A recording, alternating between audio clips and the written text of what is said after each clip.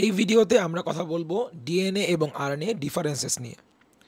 DNA এবং RNA দুইটার full form যদি হয় ডিঅক্সিরাইবোনিউক্লিক অ্যাসিড এবং রাইবোনিউক্লিক অ্যাসিড, তাহলে ফুল ফর্ম দেখেই আমরা বুঝতে পারতেছি দুটাই হচ্ছে নিউক্লিক অ্যাসিড। ডিএনএ যদি হয় ডিঅক্সিরাইবোনিউক্লিক অ্যাসিড, আরএনএ হচ্ছে রাইবোনিউক্লিক অ্যাসিড। যদিও ডিএনএ এবং আরএনএ দুইজনই নিউক্লিক অ্যাসিড, তারপরেও এদের মধ্যে বেশ কিছু অমিল বা ডিফারেন্সেস আছে। যেমন আমরা যদি বলার চেষ্টা করি ডিএনএ এর স্ট্র্যান্ড এবং আরএনএ এর স্ট্র্যান্ডের নাম্বারে ডিফারেন্স আছে। আমরা ছবিতে দেখতে পারতেছি ডিএনএ এর স্ট্রাকচারে স্ট্র্যান্ড এর নাম্বার দুইটা। বোঝানোর সুবিধার্থে আমি যদি বলি এইটা হচ্ছে ব্ল্যাক স্ট্র্যান্ড আর এইটা হচ্ছে ব্লু স্ট্র্যান্ড, তাহলে দুইটা স্ট্র্যান্ড, কিন্তু আরএনএ এর স্ট্রাকচারে আমরা পাচ্ছি অনলি একটা স্ট্র্যান্ড। সো এই সেন্স থেকে আমরা এভাবে করে ইন্ট্রোডিউস করাতে পারি ডিএনএকে আমরা বলতে পারি ডাবল স্ট্র্যান্ডেড স্ট্রাকচার, আর অন দ্য আদার হ্যান্ড আরএনএকে আমরা বলতে পারি single stranded structure. 2 number, sugar molecule. হুট করে সুগার মলিকিউল কই থেকে আসে? ব্যাপারটা হচ্ছে এরকম, ডিএনএ এবং আরএনএ দুইজনই হয় নিউক্লিক অ্যাসিড, এবং নিউক্লিক অ্যাসিড বানাতে প্রয়োজন হয় অনেকগুলো করে নিউক্লিওটাইড। আমি আবারও রিপিট করতেছি, ডিএনএ এবং আরএনএ যদি দুইজনই নিউক্লিক অ্যাসিডই হয়, তাহলে আমাদের এটা অফকোর্স মনে রাখতে হবে যে নিউক্লিক অ্যাসিড তৈরি হয় অনেকগুলো করে নিউক্লিওটাইডস দিয়ে, যেখানে প্রত্যেকটা নিউক্লিওটাইড বানাতে 1 molecule of phosphate, 1 molecule of sugar এবং 1 মলিকিউল অফ বেস প্রয়োজন হয়। আমি একটু যদি আবার পিছন থেকে রিপিট করি, যেটা মানে দাঁড়াচ্ছে 1 molecule of phosphate, 1 molecule of sugar এবং 1 মলিকিউল অফ বেস, এই তিনটাকে একসাথে করলে হবে একটা নিউক্লিওটাইড, আর এরকম অনেকগুলা নিউক্লিওটাইডকে একসাথে করলে হবে ডিএনএ অথবা আরএনএ। সো তাহলে এখানে একটা পার্থক্য আছে। পার্থক্য হলো ডিএনএ এর স্ট্রাকচারে আমরা যে নিউক্লিওটাইডসগুলো পাবো, ওই নিউক্লিওটাইডগুলোতে ফসফেট এবং বেজের সাথে যে সুগারগুলো থাকবে, সেই সুগারটা হবে ডিঅক্সিরাইবোস সুগার, এবং এই জন্যই আসলে ডিএনএর ফুল ফর্ম ডিঅক্সিরাইবোনিউক্লিক অ্যাসিড। আর আরএনএ এর স্ট্রাকচারে, কেমিক্যাল স্ট্রাকচারে আমরা যে নিউক্লিওটাইডসগুলো পাবো, ওই সমস্ত নিউক্লিওটাইড মলিকিউলে আমরা সুগার হিসেবে পাবো হচ্ছে রাইবোজ সুগার, এবং দ্যাট ইজ দ্য রিজন ভাইয়া আরএনএ এর full form ribonucleic acid.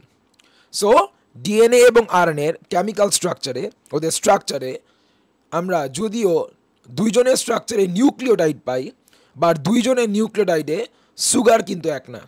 ডিএনএতে use হচ্ছে ডিঅক্সিরাইবোস সুগার, আর আরএনএতে ইউজ হচ্ছে ribose sugar. 3 number, topic name ছিল স্পেশাল বেস। কেন স্পেশাল ওয়ার্ডটা বলা হচ্ছে? ধরে নিচ্ছি আমার কাছে এমন একটা বই আছে যেটা আপনাদের আর কারো কাছে নাই। সো ওই বইটা তাহলে কী হবে? স্পেশাল। আমরা বলি যে স্পেশাল এডিশন। সো যেটা শুধু আমার কাছে আছে আর কারো কাছে নেই, সেটা আমার জন্য স্পেশাল। সেমভাবে আপনাকে মনে রাখতে হবে, একটু আগেই বলছিলাম, আমি আবারও রিপিট করি, ডিএনএ এবং আরএনএ দুইজনই যদি হয় নিউক্লিক অ্যাসিড, তাহলে নিউক্লিক অ্যাসিড মানেই হলো অনেকগুলো নিউক্লিওটাইড, অনেকগুলো নিউক্লিওটাইডকে একসাথে করলে হয় একটা নিউক্লিক অ্যাসিড, যেখানে একটা nucleotide is equal to 1 molecule of phosphate, 1 molecule of sugar এবং 1 মলিকিউল অফ বেস। মনে রাখতে হবে যে এই যে লাস্টে বললাম বেস, ডিএনএ এর স্ট্রাকচারে টোটাল 4 ধরনের বেস ইউজ হয়, আরএনএ ক্ষেত্রেও তাই। বাট মনে রাখতে হবে এই 4 ধরনের বেজের ভিতরে অ্যাডিনিন, গুয়ানিন এবং সাইটোসিন, এই 3টা বেস ডিএনএতেও পাওয়া যায়, আরএনএতেও পাওয়া যায়। তাহলে এখানে যে ফোর্থ, ডিএনএ এর যে ফোর্থ বেস মলিকিউলটা হুইচ ইজ থায়ামিন, 4 নাম্বার যেটা থায়ামিন, এইটা কিন্তু আরএনএতে পাওয়া যায় না। সো থায়ামিন নামের বেসটা হচ্ছে স্পেশাল ফর ডিএনএ। আরএনএ স্ট্রাকচারেও ডিএনএর মতো অ্যাডেনিন, গুয়ানিন, সাইটোসিন পাওয়া যায়, বাট আরএনএতে একটা স্পেশাল বেস পাওয়া যায়, তার নাম ইউরাসিল।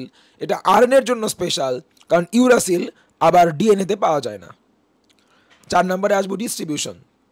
মনে রাখতে হবে ডিএনএ পাওয়া যায় শুধুমাত্র নিউক্লিয়াসে, কিন্তু আরএনএ নিউক্লিয়াস এবং সাইটোপ্লাজম দু জায়গাতেই পাওয়া যায়।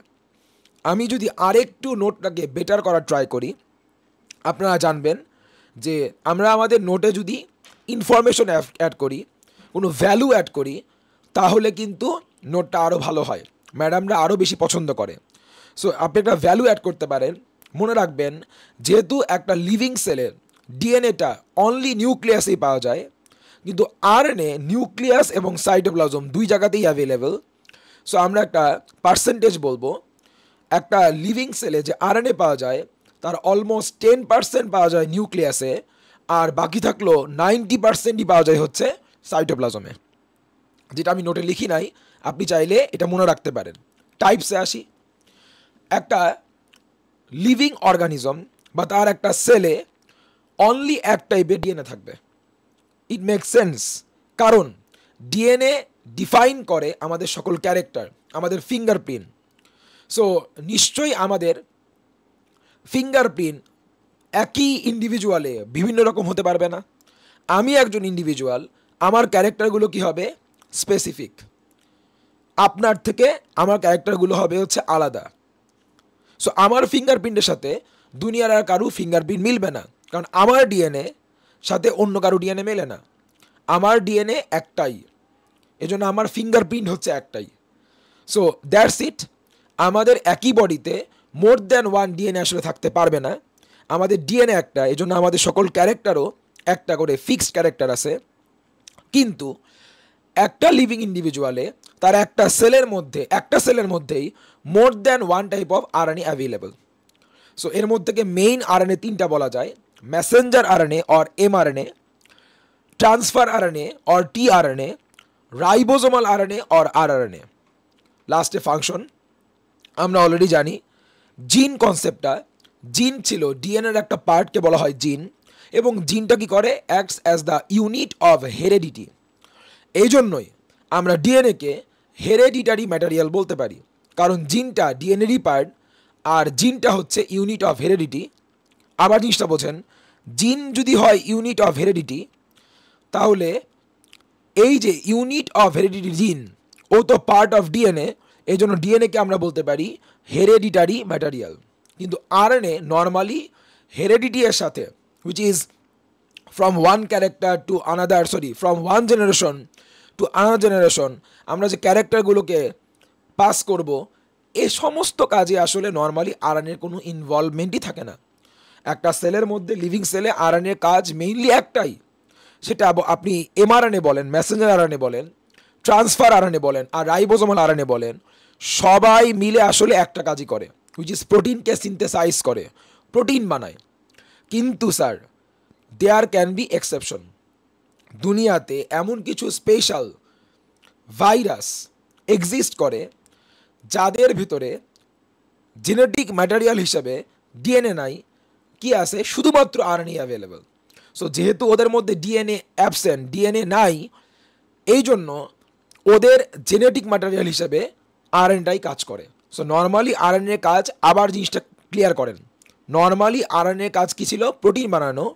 বাট এক্সেপশনাল কেস, যে সমস্ত ভাইরাসকে আমরা বলি আরএনএ ভাইরাস, যাদের মধ্যে কোনো ডিএনএ পাওয়াই যায় না, শুধু আরএনএ পাওয়া যায়, ওই সমস্ত ভাইরাসের ক্ষেত্রে ওদের আরএনএটাই হেরেডিটারি ম্যাটেরিয়াল বা জেনেটিক ম্যাটেরিয়াল হিসেবে কাজ করে। এটা কিন্তু sir exception. So that's it. এই ছিল আমাদের write down the differences between DNA and RNA, যেটা ইম্পর্টেন্ট পরীক্ষার জন্য।